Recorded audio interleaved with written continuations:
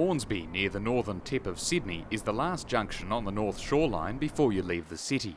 Blending Sydney's familiar sprawling suburbia with creeks, rivers and the bush, Hornsby has become the unlikely centre of a recent local history phenomenon.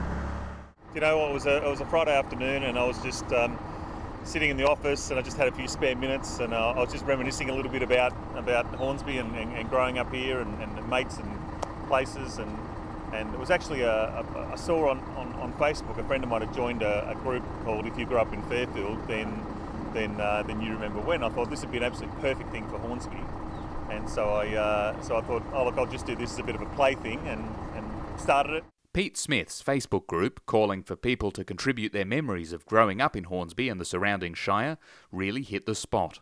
You've got this massive convergence here at the Hornsby station of rail lines coming in from left, right and centre, so it's a natural meeting point. And you know, this park here where we all used to hang after school, you know, the ABC takeaway shop here where we used to go and get our lollies after school, the cinema, you know, it's all right here in this spot, and so many different schools and people, and it was just a natural feeding point, I think, for the area. It's attracted more than 10,500 members, and it's one of a number of similar groups that have sprung up around Australia.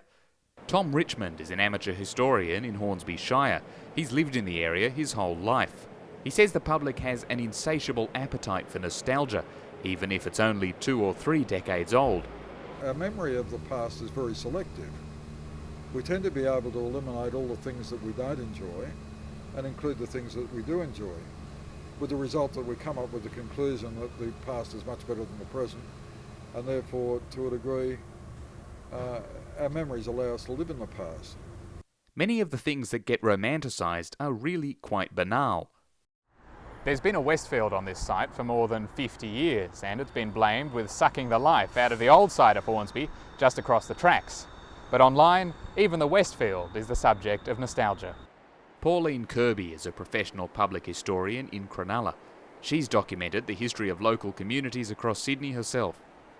I think this sort of democratisation of history and historical images is really, really positive. So I don't think it should be confined to museums or libraries. It should be out there. That's really good. Ms Kirby says she hasn't seen engagement with local history on this scale before.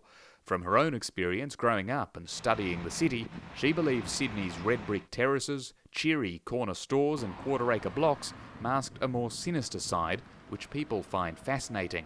It was more corrupt. I mean, I know there's a lot of corruption now, but I'm sure there was more corruption then. It was more hidden. There were illegal casinos. One of the first places my husband took me to was to an illegal casino. Now there is a lot of corruption, but at least it's being investigated. It seems not any old location will do.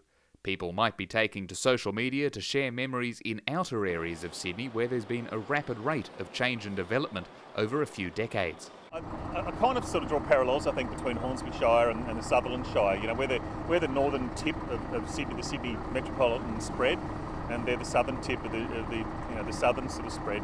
I think, I don't know, this place is the end of the line for a lot of people. I don't mean that in a negative way. It's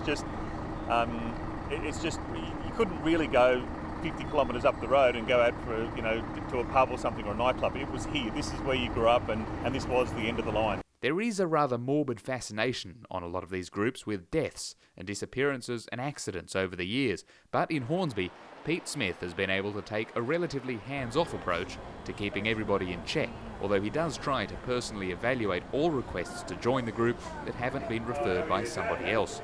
So I do need the eyes and ears out there of the punters to let me know if something's being said that's inappropriate, and I have deleted people. I've blocked probably 5 people from the site. I've deleted lots of posts for people saying inappropriate things. So, but the general tempo, 99.5% of it has been amazingly good. And he has been responsible for rekindling a lot of old flames. Alan and Julie, that was just amazing, yeah. So just to see those guys sort of re-spark up the whole thing.